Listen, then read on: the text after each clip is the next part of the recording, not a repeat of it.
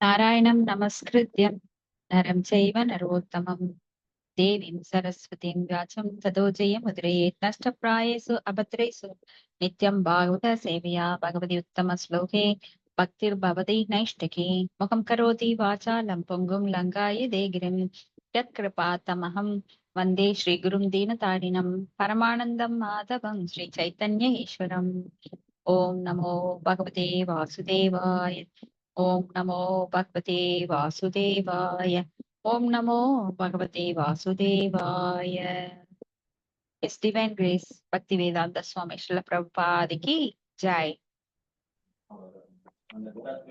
Namo Vishnupataya Krishna Preshthaya Bhutale Srimade Bhaktivedanta Swamini Namne Namaste Saraswate Devi Gauravani Pracharine Nirvishesha Shunyavadi Vachatya Deshadarine Jaya Sri Krishna Chaitanya Prabhu Nityananda Sri Advaita Gadadhar Shivashadi Gaura Bhakta Vrinda Hare Krishna Krishna Krishna Hare Hare Hare Rama Rama Rama Hare Hare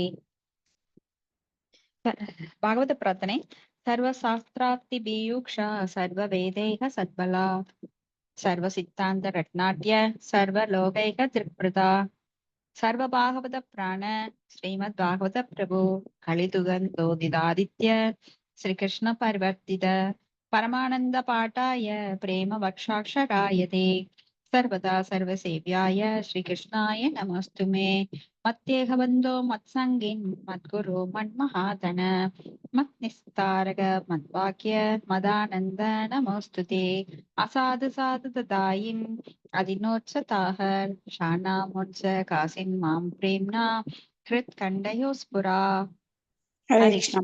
படிக்கிறா மாதாஜி. पढ़े ஓ எல்லா வேத இலக்கியங்களிலிருந்தும் கடைந்தெடுக்கப்பட்ட அமிர்தமே, வேதங்களின் மிக முக்கியமான ஆன்மீக பலமே மற்றும் எல்லா தத்துவங்களின் முடிவுகளான ஆபரணங்களை கொண்டவரே, உலக மக்களுக்கு நன்மை பார்வை கொடுப்பவர் மற்றும் வைஷ்ணவர்களின் உயிர் மூச்சாக விளங்குபவரே, பகவானே நீர் கலியுகத்தின் இருளை போக்குவதற்காக உதித்த சூரியன், உண்மையில் நீர் எங்களிடம் திரும்பி வந்த கிருஷ்ணர். ஓ ஸ்ரீமத் பாகவதமே, உங்களுக்கு என் பணிவான வணக்கங்களை. உங்களை படிப்பவர்கள் உன்னத ஆனந்தத்தை அடைவார்கள், ஏனெனில் உங்கள் எழுத்துக்கள் அவர்களுக்கு தூய பக்தி தொண்டை பொழிகின்றது. நீங்கள் பகவான் கிருஷ்ணரின் அவதாரமாக இருப்பதால் எப்போதும் அனைவரும் உங்களுக்கு தொண்டு புரிய வேண்டும்.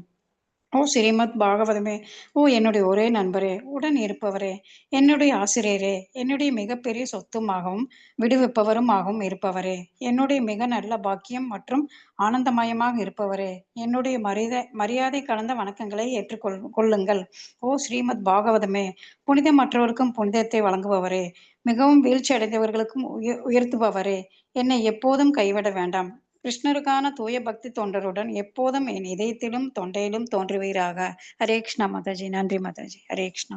हरे हरे कृष्णा माताजी நன்றி மாதாஜி இன்னைக்கு 4வது ஸ்கந்தம் அத்தியாயம் 3 எந்த ஸ்லோகம் மாதாஜி 24 ஆமாங்க, 24 படிக்கணும். ஓகே தேங்க்யூ மாதாஜி ओम नमो भगवते वासुदेवाय ओम नमो भगवते वासुदेवाय ओम नमो भगवते वासुदेवाय His Divine Grace Bhakti Vedanta Swami Srila Prabhupada ki Jai. Tatte nirishayo na pitapi tehahrit dasho mama tvittat anuvradaschahi yo visvasruk यज्ञागदं वरोरुमां अनाहसं दुर्व शशाकरोत्तिरः हरे कृष्णा படிங்க மாதாஜி மொழிபெயர்ப்பு. இல்ல பிரபுபாதருக்கு ஜெய்.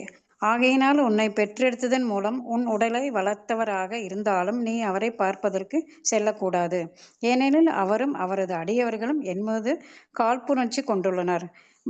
வணக்கத்தக்கவளே, நான் ஏதும் அறியாதவனாக இருந்தாலும் அவரது காழ்ப்புணர்ச்சியின் காரணமாக மிக கொடிய வார்த்தையினால் என்னை அவர் அவமதித்தார் என்பது நீ அறிந்தது தானே. பொருளுரை: பெண்ணுக்கும் கணவனுக்கும் தந்தை இருவருமே ஒரு சேர வணக்கம் தக்கவர்கள் ஆவார். கணவன் அவளது இளமை காலத்தின் பாதுகாவலராகவும் தந்தை அவளது குழந்தை பருவத்தில் பாதுகாவலராகவும் இருக்கின்றனர். அதனால் இருவருமே வணங்கத்தக்கவர்கள் ஆவார்.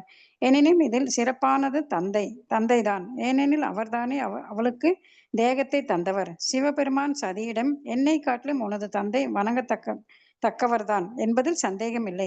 ஆனாலும் எச்சரிக்கிறேன், அவர் உனக்கு உடலை தந்தவராயிருப்பினும் அவரே தனது உடலை எடுத்துக்கொள்ளவும் கூடும். ஏனென்றால் அவர் உன்னை காணும் பொழுது என்னிடம் உனக்கு இருக்கும் தொடர்பினால் உன்னை அவமதிக்கலாம் என்று நினைக்கலாம். நல்ல நிலையில் இருக்கும் பொழுது ஒரு உறவினரின் அவமதிப்பானது மரணத்தை காட்டிலும் கொடியதாகும். ஹரே கிருஷ்ணா மாதாஜி. ஹரே கிருஷ்ணா மாதாஜி. நன்றி மாதாஜி. நம்ம பார்த்திருக்கோம் மதியாதார் தலைவாசல் மிதிக்காதே அப்படின்னு. ஈவன் அது தாய் வீடு தந்தை வீடாக இருந்தாலும் உன்னை இப்போ அவர் என் மேல கொண்ட குரோதத்தினால் உன்னை மதிக்காமல் போகக்கூடும் அப்படின்னு பிரிடிக்ட் பண்றார். ஏற்கனவே அவர் அதை தெரிந்திருக்கிறார். அதைத்தான் அவருக்கு சொல்றார், அங்க போகாதேன்னு பார்வதி தேவிக்கு. அடுத்தது ஸ்லோகம் 25. யதி விரஜஸ்யசி அதிகாய மத்வசோ பத்ரம் பவத்யா ந ததோ பவிஷ்யதி சம்பாவிதஸ்ய ஸ்வஜனாத் பராபவோ யதாஷ சத்யோ மரணாய கல்பதே. ஹரே கிருஷ்ணா. மொழிபெயர்ப்பு. இவ்வறிவுரைகளை அனைத்தும் புறக்கணித்து நீ அங்கே போக முடிவு செய்தால் உனது எதிர்காலம் நன்றாயிராது. நீ மிகவும் மரியாதைக்குரியவள். அப்படி இருக்க உனது உறவினர்கள் உன்னை அவமதித்தார்கள் என்றால் அவமதிப்பானது மரணத்துக்கு இணையானது ஆகும். இவ்வாறு ஸ்ரீமத் பாகவதம் 4வது காண்டம் 3வது அத்தியாயமான சிவபெருமானுக்கும் சதிக்கும் நடந்த உரையாடல்கள் என்னும் பகுதிக்கு பக்தி வேதாந்தரின் பொருளுரை இத்துடன் நிறைவு பெறுகிறது. ஹரே கிருஷ்ணா மாதாஜி. ஹரே கிருஷ்ணா. ஹரே கிருஷ்ணா மாதாஜி. இவ்வாறு சிவபெருமான் பார்வதி தேவி தந்தையோட வீட்டுக்கு இந்த யாகத்திற்காக போகணும்னா அவங்க கணவனிடம் அனுமதி கேட்கிறாங்க. சிவபெருமான் அதுக்கு ஒத்துக்கல. அவங்க ஒத்துக்கல அப்படின்னா மிகவும் சாஃப்டா அவர் மென்மையா சொல்றார், இந்த மாதிரி உன் தந்தை உன்னை அவமதிக்க நேரிடும், அதனால் நீ உடலையே கொடுக்க வேண்டி நேரிடும் அப்படின்னு எல்லாம் சொல்லி பாக்குறார். ஆனா பார்வதி தேவி பெண் என்கின்ற விருப்பத்தினால், பெண்களுக்கு எப்பவுமே விருப்பம் ஜாஸ்தி ஆண்களை விட. அப்ப தன் தாய் வீட்டுக்கு எப்பவுமே எல்லாருடன் சேர்ந்து சகோதர சகோதரிகளிடம் சேர்ந்து நாமெல்லாம் உறவினர் வீட்டுல எப்படி ஒரு ஃபங்க்ஷன் நடக்கிறப்போ திருமண சடங்கு மற்ற சடங்குகள் எதானாலும் நாம எல்லாம் ஒட்டுக்கா சேர்றப்ப எவ்வளவு நல்லா இருக்கும், உற்சாகமா இருக்கும், மகிழ்ச்சியா இருக்கும். எனக்கு நம்ம ஆடை ஆபரணங்கள் அதெல்லாம் அப்பதான் நம்ம வெளிப்படுத்துவோம். நம்ம மிகவும் அலங்காரமா பூவெல்லாம் வச்சுக்கிட்டு அந்த நேரத்துல சந்தோஷமா இருப்போம். இப்படி அவங்களும் அந்த சிற்றின்பத்தை அடைய ஆசைப்படுறாங்க. ஆனா கணவன் சொல்ல இங்க கேட்கல. ஏன்னா ஒரு கணவன் அப்படிங்கிறவன் மனைவியை பாதுகாப்பவர். சிறு வயதில் இருந்தே தந்தையோட பாதுகாப்புல நாம் இருக்கிறோம், அப்புறம் கணவனோட பாதுகாப்புல, கணவனுக்கு அப்புறம் பிள்ளையோட பாதுகாப்புல, இப்படி எப்பவுமே பெண்கள் பாதுகாப்பில் இருக்கப்பட வேண்டியவர்கள். ஆனாலும் கணவனை விட தந்தை வீடு அப்படிங்கிறது, தந்தை உடல் கொடுத்தவர். அதனால அவர் மதிப்பு மிக்கவராக இருந்தாலும் இங்க நீ வேண்டாம், போக வேண்டாம் அப்படின்னு சொல்றார். அடுத்தது என்ன நடக்குதுன்னு பார்க்கலாம். அத்தியாயம் 4. சதி தன் உடலை துரத்தல். சதி தன் உடலை துரத்தல். பதம் 1. மைத்ரேய உவாச்ச ஏதாவதுத்வா விராராம சங்கிரஹ பத்னி அங்கநாசம் ஹி உபயத்ர சிந்தயன் சுக்ருத்திக்ஷுஷு பரிசங்கிதா பவான் நிஷ்கிராமதி நிர்வசதி திவிதாசவ்ஷா. ஹரே கிருஷ்ணா. ஹரே கிருஷ்ணா மாதாஜி. மைத்ரேய முனிவர் கூறினார், சதியிடம் பேசிய பிறகு சிவபெருமான் அவள் எம்முடிவு எடுக்க வெண்ணாவது திரண்டுவதை அமைதியாக பார்த்து கொண்டிருந்தார். தனது உறவினர்களையும் காண வேண்டும் என்று அளவு கடந்த ஆவல் ஒரு புறமும் சிவபெருமானின் எச்சரிக்கை மறுபுறமும் நெருங்கி இவற்றுக்கிடையில் அமைதியுற்ற மனதினாய் ஒரு ஊஞ்சலை போல் அவ்வறையில் உள்ளும் வெளியும் அலைந்து கொண்டிருந்தாள். பொருளுரை. தனது தந்தையின் இல்லத்திற்கு செல்வதா அல்லது சிவபெருமானின் கட்டளைக்கு பணிவதா என்று தெரியாதால் தடிமாறினாள். சதி இவ்விரண்டு முடிவுகளுக்கும் இடையே போராட்டமானது மிகவும் வலுவடைந்திருந்ததால் கடிகாரத்தில் உள்ள ஊசலை போல் ஒரு வலிவுடையதா இருந்ததால் மாதாஜி போராட்டமானது மிகவும் வலிவுடையதாய் இருந்ததால். வலிவுடையதாய் இருந்ததனால் கடிகாரத்திலுள்ள ஊசலைப் போல் ஒரு அறையின் ஒரு பக்கத்திலிருந்து மறுபக்கத்திற்கு அவள் அலைக்கழிக்கப்பட்டாள். ஹரே கிருஷ்ணா. நன்றி ஹரே மாதாஜி. கிருஷ்ணா. நன்றி மாதாஜி. அப்போ நாம புத்தியை மேல வச்சிருக்கணும். எப்போ மனதை கீழே வச்சிருக்கணும். மனது புத்தியால் நம்மளுக்கு அடக்கப்பட வேண்டும். ஏன்னா மனம் நிறைய சொல்லும். மனம் நிறைய எண்ணங்களை தோற்றுவித்துக் கொண்டே இருக்கும். அப்ப அதை புத்தியை கொண்டு அடக்க வேண்டும். புத்தி சொல்லும் நாம் எதை செய்ய வேண்டும், எதை செய்யக்கூடாது அப்படின்னு.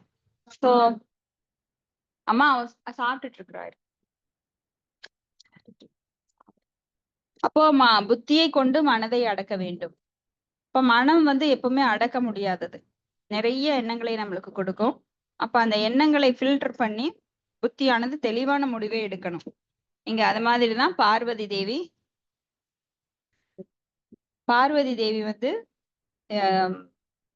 எந்த பக்கம் முடிவெடுக்கிறதுன்னு தெரியாம அலைக்கழிக்கப்பட்டு இருக்கிறாங்க. அடுத்தது ஸ்லோகம் 2.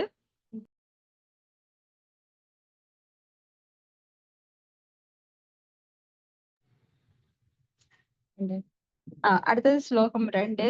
சுக்ருதித்ருஷா பிரதிகாத துர்மனாக ஸ்நேகாதுருதி அஸ்ரு கலாதி விக்வலா பவம் பவானி அப்ரரி பூருஷம் ருஷா பிரதீஷிய தீபை சதா சாத வேபதுக.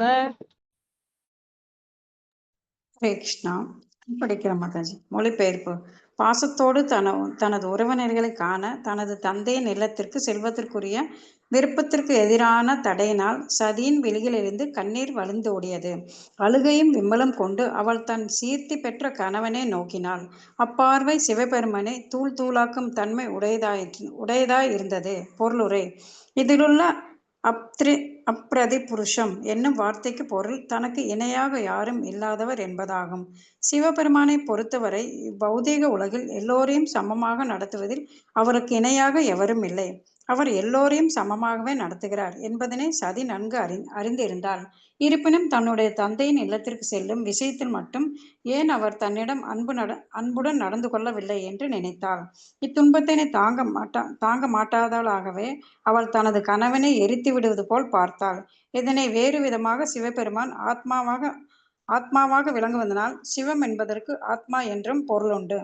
சதி தன்னை மாய்த்து கொள்வதற்கு தயாரானாள் என்றும் பொருள் கொள்ளலாம். அப்ரதி புருஷா என்பதற்கு மற்றொரு பொருள் பகை ஏதும் இல்லாத சீர்த்தி பெற்றவர் என்பதாகும். தனக்கு அனுமதி வழங்கக்கூடிய நிலையில் சிவபெருமான் இல்லை என்பதை புரிந்து கொண்ட சதி பெண்களின் கடைசி ஆயுதமான கண்ணீரை சரண் புகுந்தாள். அது தானே ஒரு மனைவியின் கோரிக்கையினை கணவனுக்கு ஏற்கும்படி செய்கிறது. ஹரே கிருஷ்ணா மாதாஜி. நன்றி மாதாஜி. நன்றி மாதாஜி. அப்போ இங்க சிவபெருமான் அனுமதி கொடுக்க மாட்டார் அப்படிங்கறது தெரிஞ்சு அவங்க ரொம்பவும் அவர் மேல கோபம் வருது. இருந்தாலும் அடக்கிட்டு அவங்க கடைசி ஆயுதமான கண்ணீர், பெண்கள் உடனே அழுக ஆரம்பிச்சிருவாங்க இல்லையா, அது மாதிரி பண்றாங்க. அடுத்தது ஸ்லோகம் 3. தத்தோ நிம்பினி ஸ்வஸ்ய சதி விகாயதம் சோகேன ரோகேன சதுயதா கிருதா பித்ரோரகாத்ஸ்திரைன விமூட தீர்கான் பிரேம்னாத்மனோ யோ அர்த்தம் அதாத் சதா பிரியஹ. ஹரே கிருஷ்ணா. வேற யாராவது படிக்கிறீங்களா? ஹரே கிருஷ்ணா. ஹரே கிருஷ்ணா. படிக்கிற மாதாஜி. மொழிபெயர்ப்பு. அதன் பின்னர் தனது உடலில் பாதியினை பாசமுடன் தனக்களித்த தன் கணவரான சிவபெருமானை விட்டு சதி பிரிந்தாள். சினத்தினாலும் இழப்பினாலும் அவளுக்கு மேல் மூச்சு கீழ் மூச்சு வாங்கியது. இவ்வாறு அவள் தன் தந்தையின் இல்லத்திற்கு சென்றாள். அவளது புத்தியற்ற செயல்கள் பெண்களுக்கே உரிய மென்மையினால் விளைந்ததாகும். பொருளுரை. வேதங்களின்படி கணவன் தனது உடலில் பாதியினை மனைவிக்கு, மனைவி தனது உடலில் பாதியினை கணவனுக்கும் கொடுக்க வேண்டும்.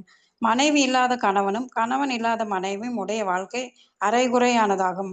வேத திருமணம் உறவு முறையே சிவபெருமானுக்கும் சதிக்கும் இடையே நிலவிற்றென்றாலும் பெண்மைக்குரிய பலகீனத்தினால் சில பெண்கள் சில வேளைகளில் தன் தந்தை வழி உறவின் மீதே அதிக பாசம் உடையவராக விளங்குவர். இதற்கு சதியும் விதிவிலக்கல்ல. இச்சோலோகம் குறிப்பாக மிகவும் கீர்த்தி பெற்றவராகி விளங்கிய தன் கணவர் சிவபெருமானை விட்டு விலக விரும்பியது அவளது பெண்மையின் பலகீனத்தால் தான் என்று கூறுகிறது. கணவன் மனைவி இருவருக்குமே இடையிலான உறவில் கூட சில நேரம் பெண்மையின் பலகீனம் தலை தூக்கி விடுகிறது என்று கூறலாம். கணவன் மனைவி இருவருக்கும் இடையே பிரிவு பெண்ணின் நடத்தையினால், விவாகரத்து போன்ற பெண்ணின் திடக்குறைவினால் ஏற்பட்டு விடுகிறது. தன் கணவனுக்கு அடங்கி நடந்தாலே மனைவிக்கு சிறப்பாகும். அதுவே குடும்ப வாழ்க்கையில் அமைதியை நிலவச் செய்கிறது. சிவபெருமான், சதி போன்ற உயர்ந்த கணவன் மனைவிக்கு இடையில் கூட சில வேளைகளில் கருத்து வேறுபாடு ஏற்படலாம். அதற்காக ஒரு மனைவி தன் கணவனை பாதுகாப்பின்றி எக்காலத்தில் பிரிந்து செல்லக்கூடாது.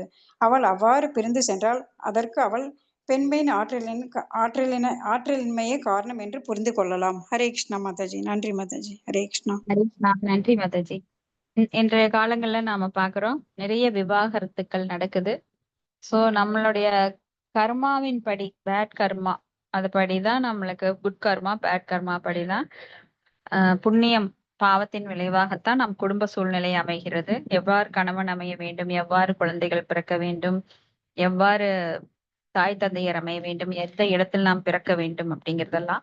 சோ கணவன் மனைவி எல்லாருமே முக்குணத்துல இருக்கிறதுனால இந்த ஜட உலகில பார்த்தோம் அப்படின்னா, ஈவன் சிவபெருமான் பார்வதிக்கு இடையிலேயே கருத்து வேற்றுமை ஏற்படுது அப்படின்னா நாமெல்லாம் எப்படி சொல்லவே முடியாது இல்லைங்களா? அப்போ மனைவி கணவனும் விட்டு கொடுக்க வேண்டும். நிறைய கருத்து வேற்றுமைகள் இருந்தாலும் நம்மளாம் ஜாதகம் பாக்குறோம். ஜாதகத்துல இவ்வளவு பொருத்தம் இருக்கு அப்படின்னு 100% யாருமே சொன்னது கிடையாது இது வரைக்கும். ஏன்னா முழுமையாக புரிந்து கொண்டு ஒருவரை ஒருவர் புரிந்து கொண்டு இது வரைக்கும் யாரும் வாழ்ந்தது கிடையாது. ஊடல் அப்படின்னாலே அது பாத்தீங்கன்னா அதுவும் ஒரு நல்லதுக்குதான். ஏன்னா ஊடல் வரும்போதுதான் அந்த வாழ்க்கையோட சுவாரஸ்யம் நாம் பகவானை நோக்கி திரும்புவதற்கு ஏதுவாக அது அமைகிறது.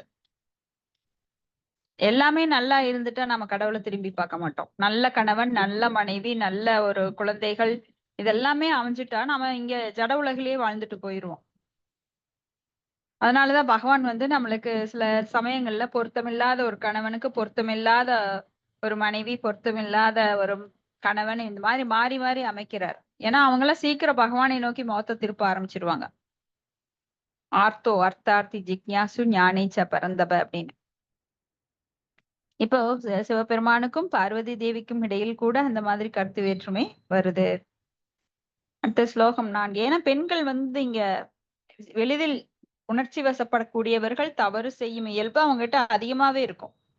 ஏன்னா சீக்கிரம் அவங்க ரொம்ப சென்சிட்டிவ், உணர்ச்சி வசப்படக்கூடியதுனால சீக்கிரம் தவறான முடிவுகளுக்கு போயிருவாங்க. ஸ்லோகம் 4.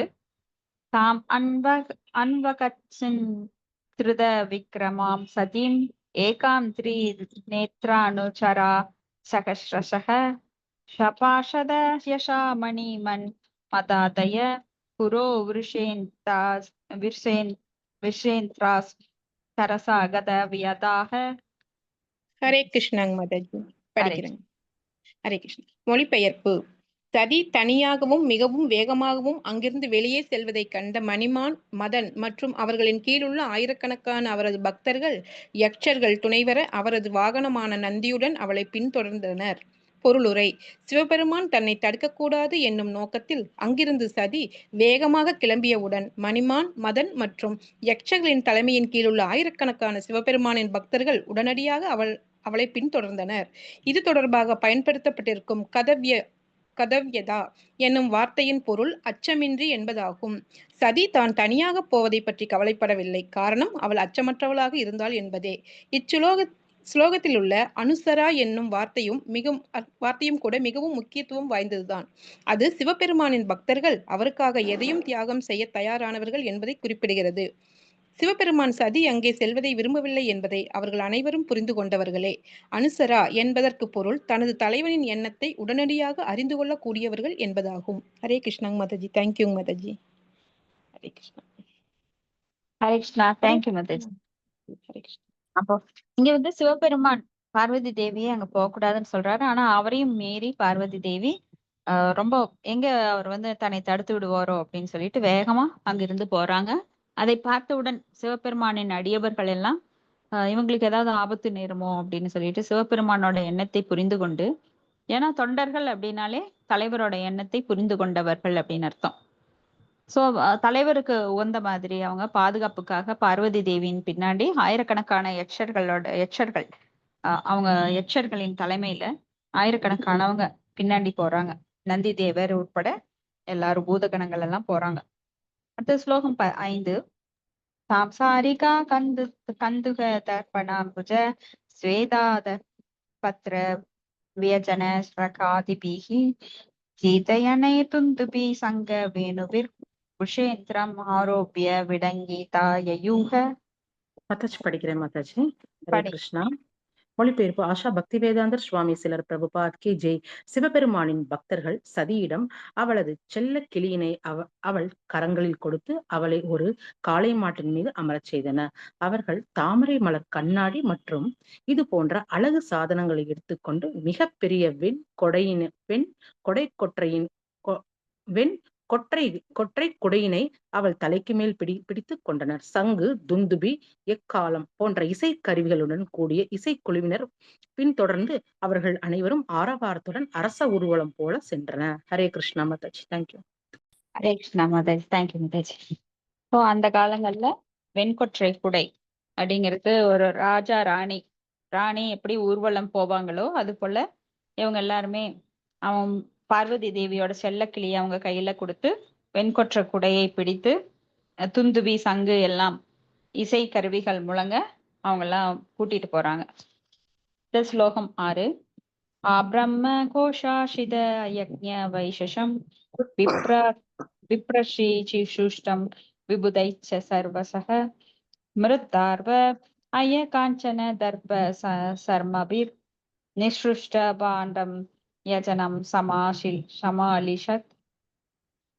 ஹரே கிருஷ்ணங் மாதாஜி. படைங்க. மொழிபெயர்ப்பு.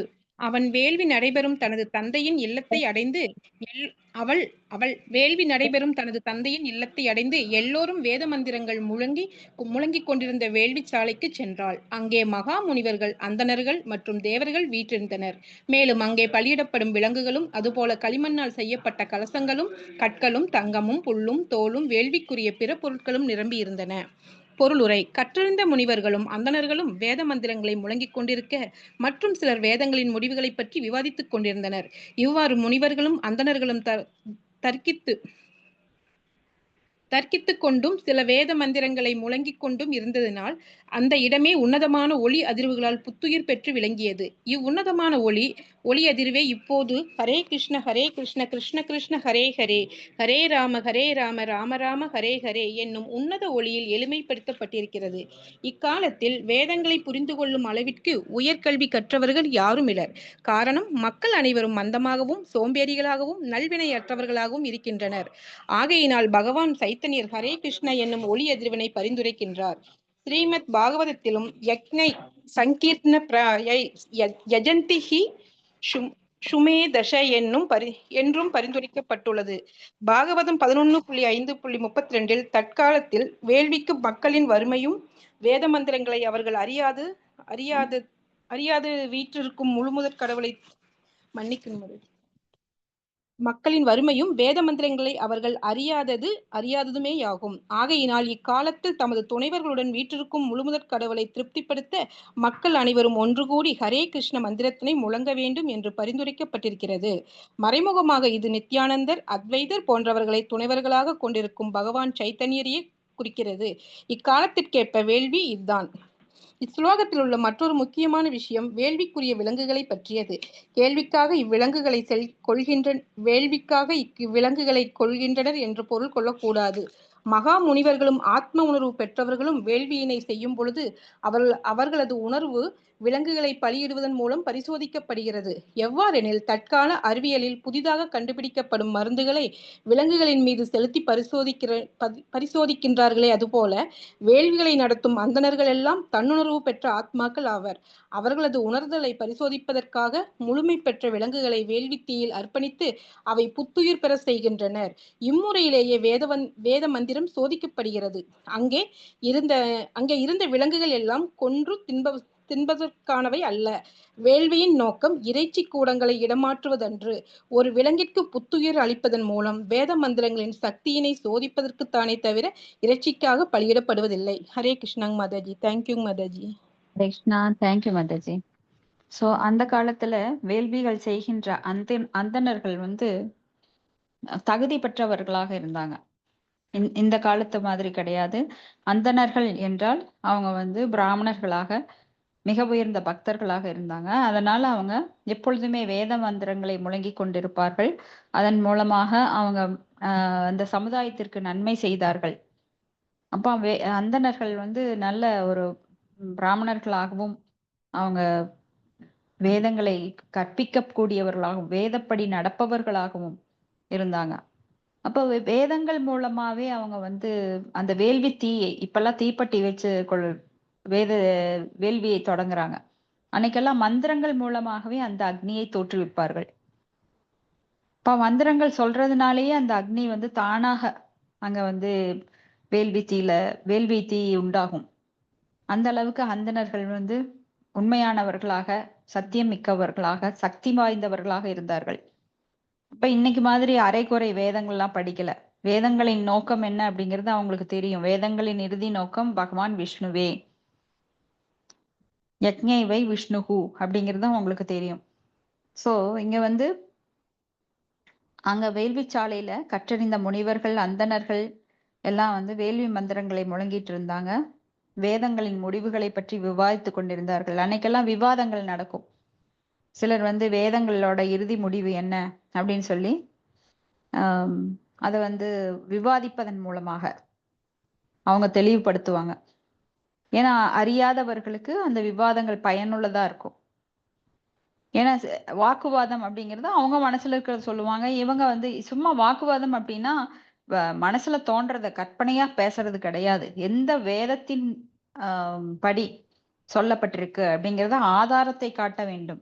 இன்னைக்கு மாதிரி வெட்டி பேச்செல்லாம் கிடையாது. வெட்டி பேச்சு அரசியல்வாதிகள் என்ன சொல்றாங்கன்னா, வேதங்கள் எல்லாம் போய் எதை வச்சு சொல்ற தெரியாது, என்னோட கற்பனைக்கு தகுந்த மாதிரி நான் வாயில வந்ததை சொல்றேன். அது சொல்றதுக்கு யோகிதை இருக்கா? நீ என்ன படிச்சிருக்க? ஒண்ணுமே படிக்கல. ஒரு முட்டாளெல்லாம் பேசுவாங்க. அதெல்லாம் மக்கள் கேட்டுக்கிட்டு ஆமா வேதம் போய் அப்படின்ட்டுருவாங்க. யார் எதை சொல்லணுங்கிறது இருக்குது. இப்ப மேக்ஸ் டீச்சர் கிட்ட போய் நீங்க ஹிஸ்டரி பத்தி கேட்டா தெரியுமா? இல்ல பிடி டீச்சர் கிட்ட போய் நீங்க மேக்ஸ் கேட்டா தெரியுமா? சோ அந்தந்த சப்ஜெக்ட் அவங்கவுங்க தான் தெளிவுபடுத்த முடியும். அதனால பக்தி அப்படின்னா ஆன்மீகமான கேள்விகளை யாரிடம் கேட்க வேண்டும்? குரு, சாது, சாஸ்திரா இதனின் மூலமாக அறிந்து கொள்ள வேண்டுமே தவிர இந்த முட்டாள்தனமா போய் மளிகை கடையில கேட்கக்கூடாது. மளிகை கடையில போய் எங்க இந்த வேத மந்திரத்துக்கு பொருள் சொல்லுங்க அப்படின்னா அவர் சொல்ல முடியாது. சோ இந்த மாதிரி இன்றைய கலியுகத்துல எல்லாருமே மந்தாக சுமந்த மதையோ மந்த பாக்கிகி உபத்துறதக அப்படின்னு மந்த புத்தி படைத்தவர்களாக, ஆயுள் குறைவானவர்களாக, ரொம்ப சண்டை பிரியர்களாக இப்படியெல்லாம் நிறைய பிரச்சனைகளோட இருக்கிறதுனால சைத்தன்ய மகாபிரபு நம்மளுக்கு ரொம்ப எளிமையான ஒளி அதிர்வை கொடுத்திருக்கார். சவுண்ட் இன்கார்னேஷனா பகவான் வந்திருக்கார். சப்த பிரம்மமா. எப்படி? ஹரே கிருஷ்ண கிருஷ்ண கிருஷ்ண ஹரே ஹரே, ஹரே ராம ராம ராம ஹரே ஹரே அப்படிங்கிற எளிமையான முறையில இந்த காலத்துல நம்மளுக்கு கொடுக்கப்பட்டிருக்கு. இப்ப ஸ்ரீமத் பாகவதத்திலும் சொல்லப்பட்டிருக்கு, யக்ஞை சங்கீர்த்தன பிராக்ஞை ஜெயந்தி மேதசக யஜந்தி மேதசக அப்படின்னு சொல்லப்பட்டிருக்கு. அப்ப இந்த காலத்துல வேள்விக்கு தேவையான அந்த பழமையான அந்த மூலிகைகள் எல்லாம் சேகரிக்கிறது ரொம்ப ரொம்ப கடினம். ஏன்னா இப்பெல்லாம் அது கிடையாது. 20% தான் மூலிகைகள் இருக்கு. அதுலயும் கொஞ்சம் தான் நம்மளுக்கு கிடைக்குது. ஏன்னா காடுகள் எல்லாம் கிடையாது. அப்படியே இருந்தாலும் எல்லாம் அழிஞ்சிருச்சு. அதனால வேள்வியில போடக்கூடிய மூலிகைகள் எல்லாம் கிடையாது. பேரளவான யஜ்ஞங்கள் வேணா பண்ணலாம், யாகங்கள் வேணா பண்ணலாம். அப்ப இந்த ஸ்லோகத்துல இன்னொரு விஷயம் என்ன அப்படின்னா விலங்குகள் பற்றியது. வேள்வியில வந்து அந்த காலத்துல அஸ்வமேத யாகம், குதிரையவே உள்ள போடுவாங்க. மறுபடியும் வேத மந்திரங்கள் உரைப்பதன் மூலமாக அந்த குதிரை உயிரோடு திரும்பி வரும். இது வந்து அந்தணர்களுக்கு ஒரு சோதனை. தான் படித்த அந்த வேதங்கள் வந்து சரியாக உச்சரிக்கின்றேனா, சரியாக சொல்கின்றேனா அப்படின்னா அவங்களுக்கு ஒரு சோதனை இது. அப்ப சரியாக உச்சரிக்கும் போது அவங்க மனது வந்து தூய்மையாக பக்தி தொண்டில் இருக்கும்போது அந்த குதிரை திரும்பி வரும், உயிரோடு திரும்பி வரும். ஆனா இன்னைக்கு ஏதாவது உள்ள போட்டு பாருங்க, எதுவும் திரும்பி வராது. ஏன்னா எல்லாருமே மாசடைந்தவர்களாக, வேள்விக்குரிய இடம் கூட மாசடைந்ததா இருக்கு. எங்க பார்த்தாலும் எங்க எங்க குழிய தோண்டினாலும் எலும்பு கூடு தான் கிடைக்கும். அந்த அளவுக்கு இடங்கள் மாசடைந்த இடங்களாக உள்ளது. வேள்வி செய்யறதுக்கு சரியான தகுந்த இடங்கள் கிடையாது. இப்ப குருச்சேத்திரம் எதனால புகழ் பெற்றது அப்படின்னா, அங்கெல்லாம் நிறைய வேள்விகள் நடந்திருக்கு. அதனாலதான் அங்க பகவான் போற வச்சுக்கலாம் அப்படிங்கிறார். குருச்சேத்திரத்துல பல யாகங்கள், அசுமேத யாகங்கள், ராஜசூய யாகம் அதெல்லாம் நடத்தப்பட்டதுனால அது மிகவும் புனிதமான இடமாக கருதப்பட்டது. ஏன்னா அங்க வந்து வெற்றி உறுதிப்படுத்தப்பட்டது பஞ்ச பாண்டவர்களுக்கு. ஏன்னா குருச்சேத்திரம் அப்படிங்கிறது ஒரு ஒரு புனிதமான இடம். அங்கெல்லாம் யாகங்கள் நிறைய நடத்தப்பட்டிருக்கு. அப்ப யாகங்கள் வந்து மக்களுக்கு நன்மை செய்வதற்காக, ஜீவாத்மாக்களுக்கு நன்மை அளிப்பதற்காக அந்த காலத்துல முனிவர்களாலும் தவசிகளாலும் இது பல முறை அவங்க வந்து திரும்ப திரும்ப செஞ்சுட்டே இருப்பாங்க. அப்பதான் சரியான காலத்துல மழை பெய்யும், மக்கள் வந்து சுத்தமானவர்களாக இருப்பாங்க. அந்த வேள்வி சாலையிலிருந்து வரும் அந்த யாக புகையானது மிகவும் மங்களகரமானது. இன்னைக்கு அது சயின்டிபிக்கா விஞ்ஞானிகள் நிரூபிச்சிருக்கிறாங்க. யக்ஞங்களில் வரும் அந்த புகையானது அது மழையை தோற்றுவிக்கின்றது, அசுத்தத்தை மாசடைந்த சூழ்நிலையை மாற்றுகின்றது. ஏன்னா இன்னைக்கு மாசுக்கள் அப்படின்னா கேட்கவே வேண்டாம். தொழிற்சாலையில் வரும் புகைகள், இன்னைக்கு எரிக்கப்படுகின்ற பல பிளாஸ்டிக் பொருட்கள், இதெல்லாம் வந்து நம்மளுக்கு மாசுக்களை உண்டாக்குது. வான்ல வந்து சூழ்ந்திருக்காது மாசுக்களாக. அதையெல்லாம் அகற்றக்கூடியது என்ன அப்படின்னா வேள்வி சாலையிலிருந்து வரும் புகை. அது வந்து ரொம்ப மங்களகரமானது, ரொம்ப தூய்மையானதுன்னு சொல்லி இப்ப கண்டுபிடிச்சிருக்கிறாங்க. அன்னைக்கெல்லாம் அவ்வளவு வேள்விகள் செஞ்சோம். ஆனா இப்ப வேள்வி செய்ய முடியாத அளவுக்கு அந்தணர்கள் சரியில்லை, மந்திரங்கள் சரியில்லை, இருக்கிற இடம் சரியில்லை, மூலிகைகள் இல்லை. அப்ப பெயரளவான யாகங்கள் இன்னும் சிலர் நடத்தி கொண்டிருக்கிறார்கள். ஆனா உண்மையான யாகம் வந்து நாம சங்கீர்த்தனம் யக்ஞ சர்வ பாப பிரணாச்சனம் அப்படின்னு சொல்லி நாம சங்கீர்த்தனம் ஒன்றே உண்மையா நாம இங்க பண்ண வேண்டியிருக்கு. அப்ப நாம சங்கீர்த்தம் அதே ஒரு யக்ஞமாக, ஹரே கிருஷ்ண கிருஷ்ண கிருஷ்ண ஹரே ஹரே, ஹரே ராம ராம ராம ஹரே ஹரே. யாரெல்லாம் சாண்டிக்கு வர்றாங்களோ 5 மணிக்கு விடிய காலை அந்த பிரம்ம முகூர்த்தத்துல, ஏன்னா பிரம்ம முகூர்த்தம் அப்படிங்கிறது சத்துவ குணம் நிரம்பியது. அப்ப வந்து எல்லாருமே ஃப்ரெஷ்ஷா எந்திரிச்சு ஒரு நல்ல மூட்ல இருப்பாங்க. அப்புறம் ரஜோகுணம், பகல்ல எல்லாம் ரஜோகுணம் வரும். அப்ப எல்லாம் ஒரு 10 மணிக்கு மேல பாத்தீங்கன்னா பரன்னு எல்லாம் பறந்து ஓடுவாங்க. எதுக்காக? சம்பாதிக்கிறதுக்காக.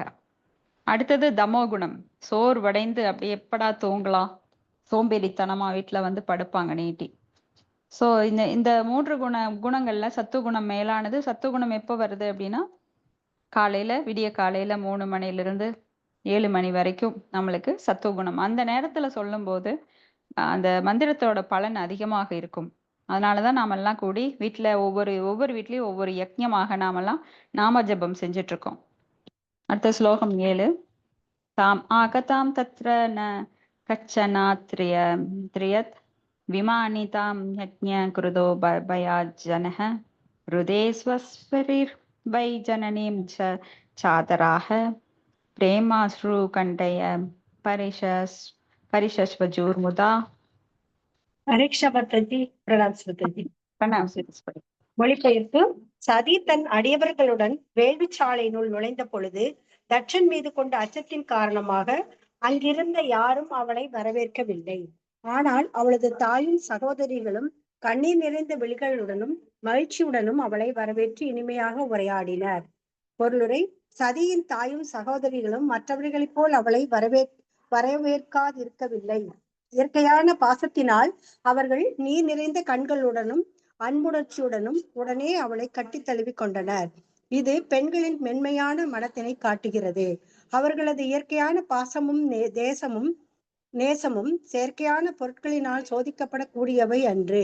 அங்கு குழுமியிருந்த ஆடவர்களான தேவர்களும் கற்றறிந்த அந்தணர்களும் சதியை வரவேற்க வேண்டும் என்று விரும்பினாலும் தட்சன் அதனை விரும்ப மாட்டார் என்பதினாலும் அவர் மீது கொண்ட பயத்தினாலும் வரவேற்காதிருந்தனர். பெண்கள் இயற்கையாகவே மெல்லிதயம் கொண்டவர்கள். ஆனால் ஆண்களோ சில வேளைகளில் கடினமான மனம் உடையோர் இருப்பர். ஹரே கிருஷ்ண மாதாஜி. தேங்க்யூ.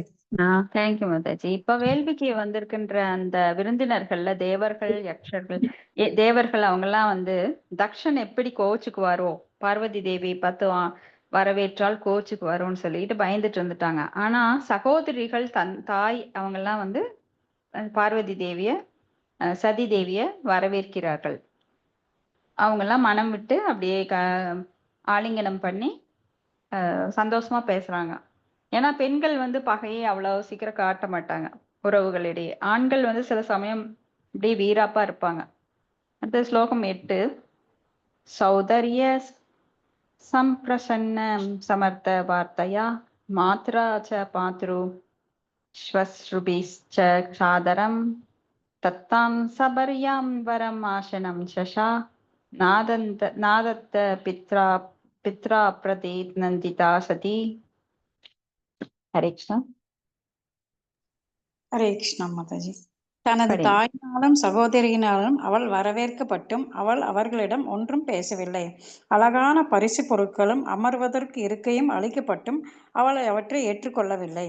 அவளது தந்தை அவளை வரவேற்கவோ உபசார மொழிகள் கூறவோ இல்லை என்பதுவே அதற்கு காரணமாகும். பொருளுரை: சதி தனது தாயினாலும் சகோதரிகளாலும் வரவேற்கப்பட்டாலும் அதனை அவள் ஏற்றுக்கொள்ளவில்லை. ஏனெனில் அவளது தந்தை அவளை கண்டு கொள்ளாமல் இருந்ததே ஆகும். சதி தட்சனின் கடைக்குட்டி பெண் என்பதோடு அவருக்கு மிகவும் பிரியமானவளும் கூட. அவள் சிவபெருமானை மணந்த காரணத்தினால் தட்சன் அவள் மீது வைத்திருந்த பாசத்தை மாற்றிக்கொண்டது. அவளை துன்புற செய்தது. ஜட உடல் கருத்தானது எப்போதும் மாசடைந்ததாகும். நமது உறவுகளின் மீது கொண்ட அன்பும் பாசமும் சிறிதளவு சினத்தினால் கூட பயனற்று போய்விடும். உடலினால் ஏற்படும் உறவுகள் நிரந்தரமானவை என்று. உடலினால் வந்த உறவின் காரணமாக ஒருவருக்கொருவர் பாசமுடன் பழகினாலும் சிறிதளவு ஆத்திரம் கூட அவர்கள் நெருக்கத்தினை தூண்டிவிடும். ஹரே கிருஷ்ணா மாதாஜி. நன்றி மாதாஜி. நெருக்கத்தினை துண்டித்து விடும். ஓ சாரி. சரி.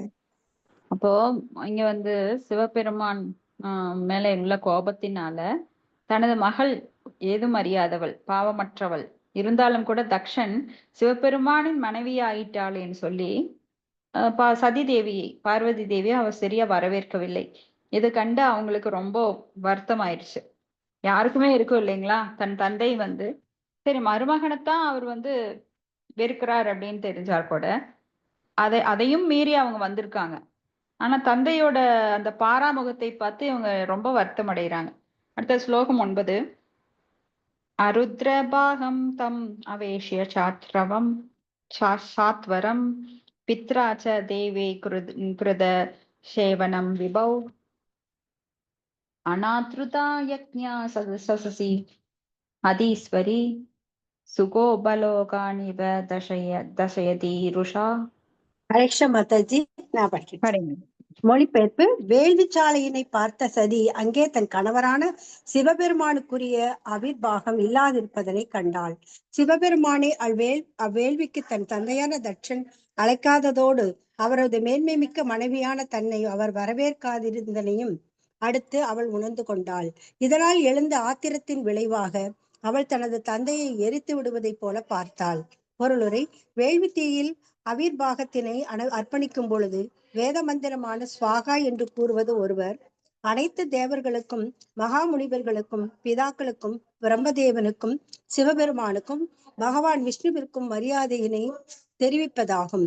சிவபெருமானுக்கும் மரியாதை தெரிவிக்க வேண்டும் என்பது மரபாகும்.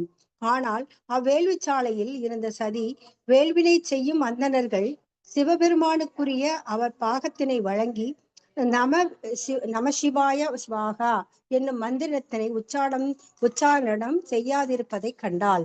தந்தையினால் அழைக்கப்படாமலேயே தான் அவரது இல்லத்திற்கு வருகை தந்ததை பற்றி கூட அவள் வருத்தப்படவில்லை. ஆனால் தனது கணவர் அங்கே மதிக்கப்படுகிறாரா இல்லையா என்பதை காண அவள் விரும்பினாள். தனது உறவினர்களையோ தாயினையோ சகோதரிகளையோ அவள் முக்கியமாக கருதவில்லை. அவளது கவனமெல்லாம் தனது கணவன் அந்த வேள்வியில் அவமதிக்கப்படுகிறாரே என்பதிலேயே இருந்தது. இதனை புரிந்து கொண்டவுடன் அவள் அளவு கடந்த ஆத்திரமுற்று தனது தந்தையான தட்சனை பார்த்தாள். அப்பார்வையானது அவரை எரித்து விடுவதைப் போல இருந்தது. ஹரே கிருஷ்ண மாதாஜி. ஹரே கிருஷ்ணா மாதாஜி. எந்த ஒரு நல்ல மனைவியும் தனது கணவன் கெட்டவனாக இருந்தா கூட தனது தந்தை வீட்டில் மதிக்கப்பட வேண்டும் அப்படின்னு சொல்லி கணவனை பற்றிய அந்த வீக்கான பாயிண்ட்ஸ் எல்லாம் சொல்ல மாட்டா. ஏன்னா மரியாதை போயிரும் அப்படின்னு அவ நினைப்பா. ஸோ இங்க வந்து பார்வதி சதி தேவி வந்து அவருடைய சிவபெருமான் பேச்சை கேட்காம தன் தந்தை வீட்டுல போய் வேள்வியில கலந்துக்கிட்டாங்க. ஆனா அவங்களுக்கு வந்து எல்லாரும் தன்னை வரவேற்கவில்லை அப்படின்னு கூட பெருசா ஒண்ணும் கிடையாது.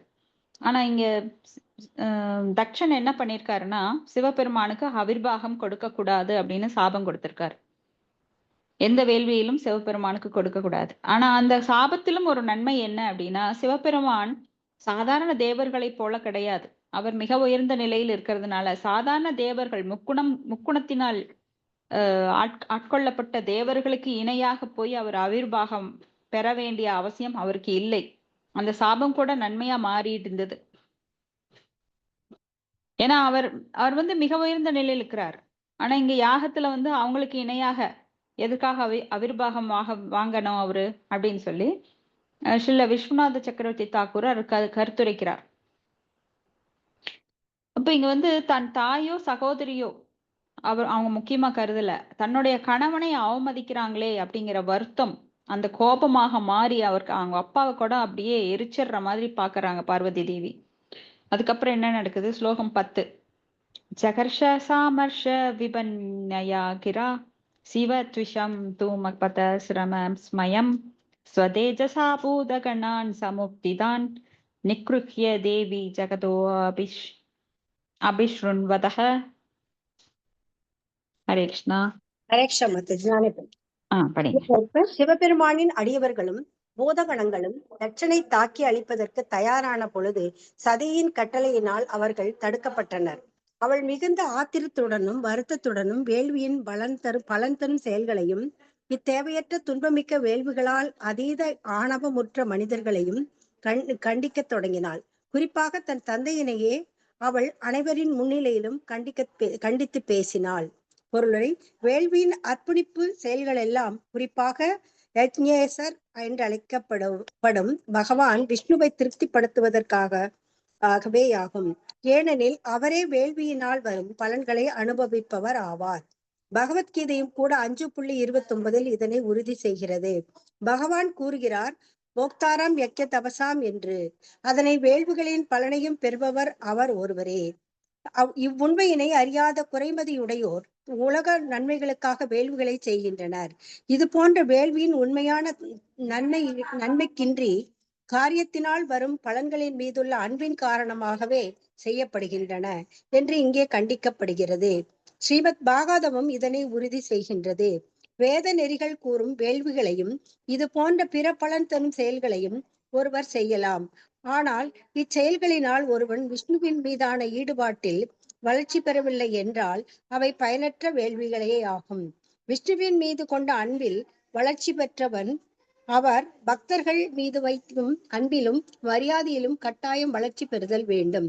சிவபெருமான் வைஷ்ணவர்களுக்கிடையே மிகச் சிறந்தவராக கருதப்படுபவர். வைஷ்ணவானாம் யதா சம்பு. தனது தந்தை மிகப்பெரிய வேள்வியினை செய்தும் அதில் மிகச்சிறந்த பக்தரான சிவபெருமானுக்கு எந்தவித மரியாதையும் இல்லாதது கண்டு சதி மிகுந்த ஆத்திரமுற்றாள். இவ்வாத்திரம் ஏற்புடையதே. விஷ்ணுவோ அல்லது வைணவரோ அவமதிக்கப்படும் பொழுது ஒருவர் ஆத்திரம் கொள்ள வேண்டும். அகிம்சை, அன்பு, பணிவு போன்றவற்றையே எப்போதும் உபதேசிக்கும் பகவான் சைத்தன்யர், ஜகாய், மதாய் போன்றவர்களினால் நித்யானந்தர் அவமதிக்கப்பட்ட பொழுது அவர்களை கொன்றுவிட வேண்டும் என்று விரும்பினார். விஷ்ணுவிடம் அல்லது வைணவரிடம் ஒருவன் தவறிழைக்கும் பொழுது ஒருவர் அதனை பொறுத்து கொள்ள கூடாது. நரோத்தமதாச தாகூர் கூறுகிறார், குரோத பக்த தேஷி ஜனே என்று. நமக்கு ஆத்திரம் இருக்கிறது, ஆனால் அந்த ஆத்திரத்திற்கு எப்போதும் மரியாதை ஏற்படுகிறது என்றால் முழுமுதற் கடவுளிடமோ அல்லது அவரது அடியார்களிடமோ காழ்ப்புணர்ச்சி கொண்டவர்களின் மீது கொள்ளும் பொழுதுதான். தனது தந்தையான போதிலும் அவர் மிகச்சிறந்த வைணவரை அவமதிக்க முயற்சித்த பொழுது அவர் மீது சதி கொண்ட கோபம் நியாயமானதுதான். இவ்வாறு தனது தந்தையின் மீது சதி கொண்ட கோபம் பாராட்டிற்கும் உரியதாகிறது. ஹரே கிருஷ்ணா. தேங்க்யூ. ஹரே கிருஷ்ணா மாதாஜி. தேங்க்யூ மாதாஜி. ஸோ சரி. இங்க வந்து வேள்விகள் அர்ப்பணிப்பு அப்படிங்கிறது யக்ஞைவை விஷ்ணுகு, எல்லா வேள்விகளையும் அனுபவிப்பவர் அவர்தான். யக்ஞங்களின் நோக்கம் விஷ்ணு தான். இறுதி நோக்கமும் வேள்விகளின் இறுதி நோக்கமும் விஷ்ணுவை திருப்திப்படுத்துவதுதான். யார் ஒருவர் விஷ்ணுவை திருப்திப்படுத்தாது தேவர்களுக்கு மட்டும் யாகங்கள் செய்து அதன் பலனை பெறுகிறார்களோ அது நிரந்தரமற்றது. இப்ப நிறைய பேரு கர்ம காண்டம் அப்படின்னு சொல்லிட்டு பலன் கருதும் செயல்களில் ஈடுபடுறாங்க. நிறைய வேள்விகள் செய்வாங்க. ஆனா அது வந்து பணம் கிடைக்கிறதுக்காகவோ இல்ல செல்வம் கிடைக்கிறதுக்காகவோ இல்லை குழந்தை பாக்கியம் கிடைக்கிறதுக்காகவோ இப்படி பல யக்ஞங்கள் வேதங்கள்ல சொல்லப்பட்டிருக்கு. ஆனா அதனோட முழுமையான நோக்கம் என்னவா இருக்கணும்? பகவானை திருப்திப்படுத்துவது. யக்ஞை விஷ்ணுவு. ஸ்ரீமத் பாகவதம் இதைத்தான் உறுதி செய்யுது. வேத நெறிகளில் கூறும் வேள்வியும் இது போன்ற பலன் தரும் செயல்களையும் ஒருவர் செய்யலாம். ஆனால் இச்செயல்களில் ஒருவர் விஷ்ணுவின் மீதான ஈடுபாட்டில் வளர்ச்சி பெறவில்லை என்றால் அது பயனற்ற வேலை. இப்ப பகவான் மேல அன்பு வளர்த்துக்கிறதுக்குத்தான். ஏன்னா போக்தாராம் யக்ஞ தபசாம் சர்வலோக மகேஸ்வரம் சுக்ருதம் சர்வ பூதானாம் ஞாத்வா மாம் சாந்திம் ருச்சதி. சாந்திம் ருச்சதி அப்படின்னா ஒருவனுக்கு அமைதி கிடைக்க வேண்டும் என்றால் அவன் புரிந்து கொள்ள வேண்டும். எல்லா வேள்விகளையும் அனுபவிப்பவர் போக்தாராம் யக்ஞ தபசாம், எல்லா தபங்களையும் யக்ஞங்களையும் வேள்விகளையும் அனுபவிப்பவர் பகவான் விஷ்ணுவே. நான் கிடையாது, நானோ நீயோ கிடையாது. சோ வேள்விகள் நான் வேணா சிறு பலனை பெறுவதற்காக நாம் செய்தாலும் அகாம சர்வ காமோவா மோக்ஷ காமோதாரு தீவிரேன பக்தி யோகேன யஜேத புருஷம் பரம். சோ காமமே இருந்தாலும் காமமே இல்லாவிட்டாலும் மோக்ஷமே வேண்டும் என்றாலும் மோக்ஷ காம உதாரதி தீவிரேன பக்தி யோகேன, அப்போ தீவிரமாக பக்தி தொண்டு செய்ய வேண்டும். யாரை குறித்து? பகவான் விஷ்ணுவை குறித்து. உங்களுக்கு விருப்பமே இருந்தாலும் விருப்பமே இல்லைனாலும் இப்போ மோட்சமே வேண்டும் என்றாலும் சோ யாரை வழிபட வேண்டும்? விஷ்ணுவையே வழிபட வேண்டும். ஏன்னா நல்ல தேவர்களுக்கு நாம வந்து ஸ்வாக ஸ்வாகன்னு அர்ப்பணிக்கலாம். ஆனா இங்க சிவபெருமானுக்கு அர்ப்பணிக்க கூடாது அப்படின்னு தக்ஷன் வந்து ஆணையிடுகிறான். அப்ப சிவபெருமானுக்கு யாருமே வந்து அந்த அபிர்வாகத்தை கொடுக்கல. அப்ப பார்வதி தேவி அதை கவனிச்சுட்டு இருக்காங்க. சிவபெருமானை அவமதிக்கிறார்கள் வேண்டும் என்று அப்படின்னு. அப்ப அவங்களுக்கு ரொம்ப கோபம் வருது. ஒருத்தருக்கு கோபம் எப்ப வரணும் அப்படின்னா ஒரு வைஷ்ணவரை அவமதிக்கும் போது கோபப்படணும். அப்படித்தான் ஹனுமன் செஞ்சார். ராமபிரானை அவமதிக்கும் போது ஹனுமனுக்கு வந்த கோபத்தினால அவர் வாள்ல தீ வச்சாங்க. ராவணனோட ஆட்கள் தீ வச்சப்போ அந்த தீய வச்சு அவர் என்ன பண்ணாரு? லங்காபுரி, அதுவும் லங்காபுரி எப்படிப்பட்டதுன்னா தங்க கோபுரங்கள், மாட மாளிகைகள் எல்லாம் தங்கத்தினால் ஆனது. அப்படியே எல்லாத்துக்கும் தீ வச்சு விட்டு வந்துட்டார். ஒருவன் கோபப்பட வேண்டும். நாம என்ன படிக்கிறோம்? திருநாத் அபி சுனீசேன தரோர் அபி ஜக்ஷ்ணா அமானீன அமானதேன கீர்த்தனிய சதாஹரி அப்படின்னு படிக்கிறோம். ஆனா அந்த அமானித்துவம் எங்க இருக்கணுமோ அங்கதான் இருக்கணும். பகவானை பற்றியோ பகவானின் பக்தர்களை பற்றியோ அவமதிக்கும் போது கொதித்தெழ வேண்டும். அவனது நாக்குகளை அறுத்துடணும். இல்லைன்னா அவனை கொலை பண்ணணும். இல்லைன்னா அங்க விட்டு நாம ஓடிடணும். அது நம்ம காதால கேட்க கூடாது. சோ அவனை தண்டிக்க முடியல, எனக்கு அந்த சக்தி இல்லைன்னா என்ன பண்ணணும்? நாம அங்கிருந்து வெளியேறி விட வேண்டும். அடுத்தது இப்படித்தான் அங்க வந்து சதி தேவி கோபம் கொண்டாங்க. அடுத்தது ஸ்லோகம் 11. தேவி உவாச்ச நயஸ்ய லோகஸ்தி ஹமுஷாயன பிரியஸ் ததா பிரியோ தேக பிரதாம் பிரியாத்மனः தஸ்மின் சமஸ்தாத்மனி முக்த வைரகே ருதே பவந்தம் கதம கபர தீபயேத். மகேஷ் மாதாஜி படிங்க. மகேஷ் மாதாஜி. ஹரே கிருஷ்ணா மாதாஜி. கிருஷ்ண மாதாஜி. படிங்க மாதாஜி. படிக்கிறேன்.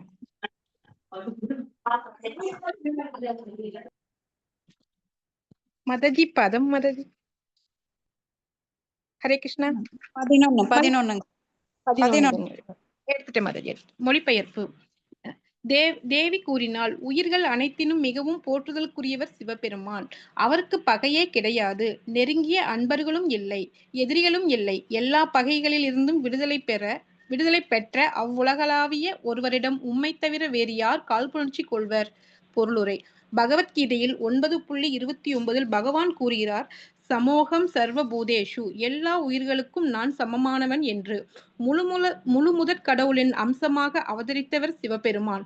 ஆதலினால் அவரும் சற்றேறத்தாழ பரமபுருஷ பகவானின் அதே தன்மைகளை கொண்டிருப்பவர் ஆவார். ஆகையினால் அவரும் எல்லோருக்கும் சமமானவரே. அவருக்கு நண்பரும் இல்லை, பகைவரும் இலர். ஆனால் இயற்கையாகவே ஒருவர் காழ்ப்புணர்ச்சியுடையவராக இருந்தார் என்றால் சிவபெருமானுக்கு அவர் பகைவராகிறார். ஆகையினாலேயே சதி தனது தந்தையை குற்றஞ்சாட்டும் பொழுது, உம்மை தவிர சிவபெருமான் மீது காழ்ப்புணர்ச்சி கொண்டவரோ அல்லது பகைவரோ வேறு யாருமிலர் என்று கூறுகிறாள். தட்சனை சார்ந்திருந்த பொழுதும் அங்கிருந்த முனிவர்களும் அந்தணர்களும் சிவபெருமான் மீது காழ்ப்புணர்ச்சி கொள்ளவில்லை. ஆகையினால் சிவபெருமான் மீது தட்சனை தவிர வேறு யாரும் காழ்ப்புணர்ச்சி கொள்ள முடியாது. இதுதான் சதியின் குற்றச்சாட்டாகும். ஹரே கிருஷ்ணாங் மாதாஜி. தேங்க்யூ மாதாஜி. ஹரே கிருஷ்ணா. தேங்க்யூ மாதாஜி. எப்போ பார்வதி தேவி சுட்டி காட்டுகிறாங்க தந்தையோட குறைய. ஏன்னா சிவபெருமான் உண்மையிலேயே மிக உயர்ந்த நிலை. அதனாலதான் அவங்க 12 மகாஜனங்கள்ல ஒருவராக சுயம்பு நாரத சம்போ குமார கபிலோ மனுக பிரகலாதோ ஜனகோ பீஸ்மோ பலிர் வையாஹிர் வையம் அப்படின்னு சிவபெருமான் ஒருவராக அதுல இருக்கிறார். அது மட்டுமல்ல, திதீஸ்வ கார்ணிகாக சுக்ருதக சர்வதேகினாம் அஜாத சத்திரவக சாந்தாக சாதவாக சாது பூஷணாக அப்படின்னு மிக உயர்ந்த குணங்களை கொண்டவராக. அவருக்கு அஜாத சத்திரவக அப்படின்னா அவருக்கு பகைவரே யாரும் கிடையாது. ஆனா இங்க தக்ஷனோ ஒரு பகையாளியாக சிவபெருமானை பார்க்கிறான். ஆனா சிவபெருமானுக்கு பகை இல்லை, தக்ஷன் மேல பகை கிடையாது. அவர் எப்பவுமே இருமைகளற்றவராக, நியூட்ரலா, சமமானவராக, சமநிலையில நடந்துக்கிறார். அவருக்கு மகிழ்ச்சியும் இல்லை, அதே போல மிகவும் துக்கமும் கிடையாது. இருமைகளற்ற நிலையில அவர் இருக்கிறார், நியூட்ரலா போறார். அப்போ தக்ஷனை அவர் ரொம்ப கொண்டாடவும் கிடையாது, தாழ்த்தவும் கிடையாது. ஆனா தக்ஷனோ சிவபெருமான் மேல எல்லா காழ்ப்புணர்ச்சிகளை கொண்டு வெறுப்பை உமிழ்கின்றான். ஆனா பார்வதி தேவிக்கு அது பிடிக்கல. ஏன் என்னுடைய கணவர் மேல இவ்வளவு விரோதம் கொண்டிருக்க? யாருக்குமே விரோதம் கிடையாது. அங்கிருந்த முனிவர்கள் எல்லாம் தக்ஷனுக்கு பயந்து சிவபெருமானிடம் பேசாம இருக்கிறாங்களோ தவிர அவங்களுக்கு யாருக்குமே காழ்ப்புணர்ச்சி கிடையாது, பகை கிடையாது. சிவபெருமான் மேல ரொம்ப மதிப்பு மிக்கவர்களாக இருக்கிறாங்க. ஏன்னா அவர் உயர்ந்த ஒரு வைஷ்ணவர். வைஷ்ணவ அபராதம் அப்படிங்கிறது எவ்வளவு பெரிய குற்றம் அப்படிங்கிறது இப்ப தக்ஷனோட கதையில இருந்து நாம தெரிஞ்சுக்க போறோம். இது ஒவ்வொருத்தருக்கும் ஒரு பெரிய பாடம். இதை ஒண்ணும் நம்ம கதையா படிக்கல, இதுல நிறைய தத்துவங்கள் இருக்கின்றது. அதனால ஒவ்வொருத்தரும் கவனமா இதுல இருக்கிற தத்துவங்களை ஆழமாக புரிந்து கொள்ள முற்பட வேண்டும். வெறும் கதையா மட்டும் கேட்காதீங்க தயவு செஞ்சு. இதுல நிறைய பாடங்கள் இருக்கு. சோ இதோட முடிச்சுக்கலாம். நாம ஸ்லோகம் 12 நாளைக்கு பார்க்கலாம். ஏதாவது கருத்துக்கள், சந்தேகம்